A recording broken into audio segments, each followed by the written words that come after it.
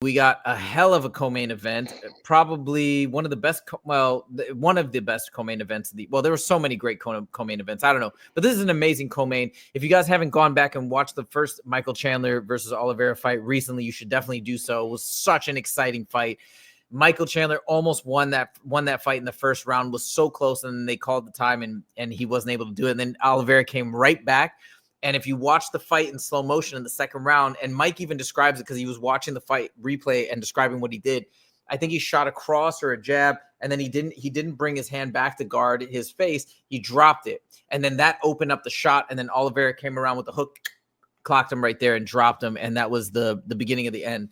So anyways, it was an amazing fight. And Michael Chandler got to use some anti-jiu-jitsu where he jumped up and slammed Oliveira when Oliveira had his back. What a great fight. Justin, compared to the main event, or not even forget the main event, with this fight in general, compared to everything we've seen this year, what's your excitement level, scale of 1 to 10?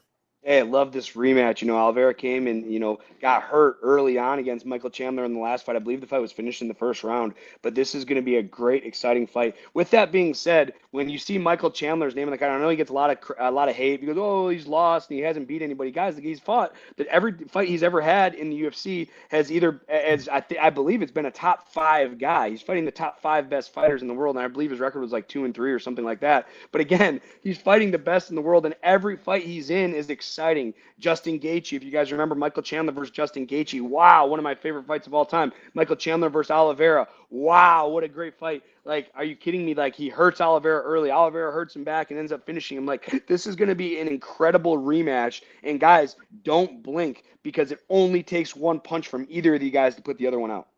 Now, just so you can see the list here, I pulled it up, and I won't screen share. I'll just read them off to you. Dan Hooker, who at the time, he's back in the top 5, and at the time, I think was in the top 5. Charles Oliveira, as we know, Justin Gaethje, former champ, Dustin Poirier, former champ, and Tony Ferguson, former. They're all interim title holders, but still. So he lost to 3 interim title holders and one who in a title fight to lose, won the belt there. So he's fought killers after, one after the other. The other thing that's got me so hyped about this fight is I love the multiple things that Chandler has said in interviews. I got to be honest, and I hate this. I hate this part about just, I guess, me personally in terms of like what I gravitate towards. Even though I really like Oliveira and I love his fighting style, I love, watching him hit pads is amazing. How good his Muay Thai has gotten. It's really, really fun. But I do have a hard time when there's a translator in interviews. I just feel like it kills the momentum of the interview. You ask the question in English, then it gets translated, then the answers in Portuguese, then it gets translated back. So it's like this, the chain is like 4 times as long to get an answer, or 2 times as long, I should say.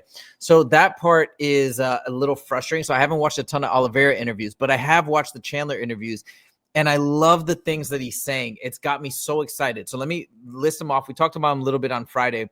And then, Justin, I want to hear what you have to say because there's other people that have different takes on Chandler's mindset here. But a couple of things that he said that are really exciting is, one, I love that he's kind of he's no longer talking about Conor anymore, which I like. I felt like that was almost draining him. That was taking away his energy and his power and his focus and his level of control of his career. Now he's like, all right, forget that. If he comes back, great. He can come get it whenever he comes back. But in the meantime, I got my eye on the prize. I got my eye on the belt. I'm going to beat Charles Oliveira. Then I'm going to take the winner of Islam Arman. I'm going to get the belt. Then after that, I want to fight. Maybe he's looking almost too far ahead, but I like it. And then he wants to take on Max Holloway. Let Max Holloway come up and try and take the title at 155 or Conor, something like that. The second thing he said, which was really exciting, and he's gotten a lot of criticism for his fight style and his supposed like low fight IQ. But again, it's choosing how he wants to fight versus like where he could fight more successfully. Now he's changing his style, and he's saying he's going to go to alluding to the fact that more of and maybe this is all just nonsense. He's doing to throw Oliveira off, but he wants to go to a more grappling heavy style. Okay. I think that's a terrible idea.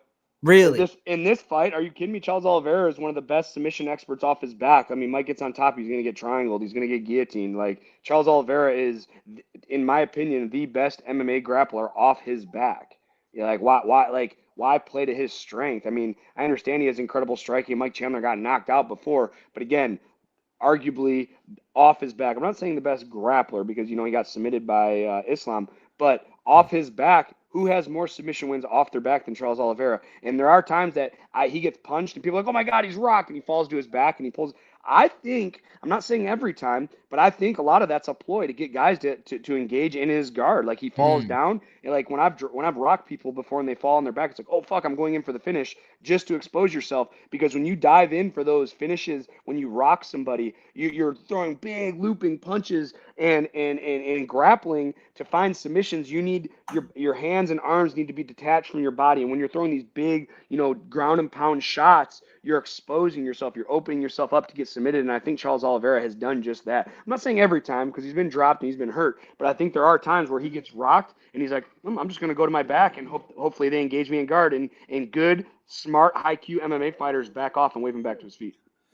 Okay, well, let me ask you this, though. So in general, right, it's considered to be advantageous when you're on the ground to be on top, right? Like, of course, people can have dangerous ground game and in the clinch, like on the bottom, right, in bottom position, as you mentioned for Charles Oliveira. But when you have somebody with like the wrestling pedigree of Michael Chandler combined with the ground game on his back for Charles Oliveira, wouldn't you still say it would be advantageous for the guy like Michael Chandler to be on the ground and to be on top? Or do you still feel like, hey, Charles Oliveira is so strong from his back that no, he actually might have the advantage still?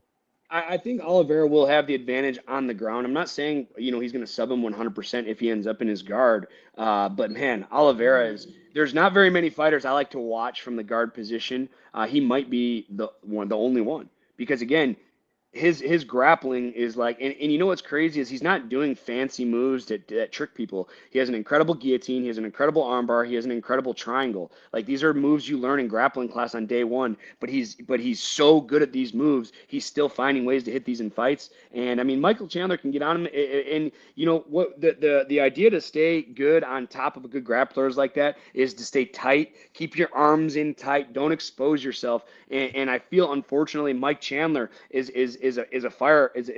like a man, I can't even think, like Fire hose. A fire, yeah, exactly. He's a fire hose, and he just goes crazy all the time. That's really going to open him up for submission, and I think it's a dangerous game to play with Charles Oliveira. All right, so we got a couple of comments in here. So Two Smelly Fingers says, I'm a fan of Olive's, but I think Chandler gets it done. Ooh, gets it done earlier. Oliveira subs him later in the fight. Okay, fair take. And then Pern says, saying he wants to go to the ground with him has to be trying to throw him off. That does sound like a horrible plan. Interesting. Two Smelly Fingers says 100% submits Chandler if he plays that game with Oliveira. Okay, very interesting. Last thing, Paradox the Chad. Welcome, Paradox to Chad. I think you might be new to our channel.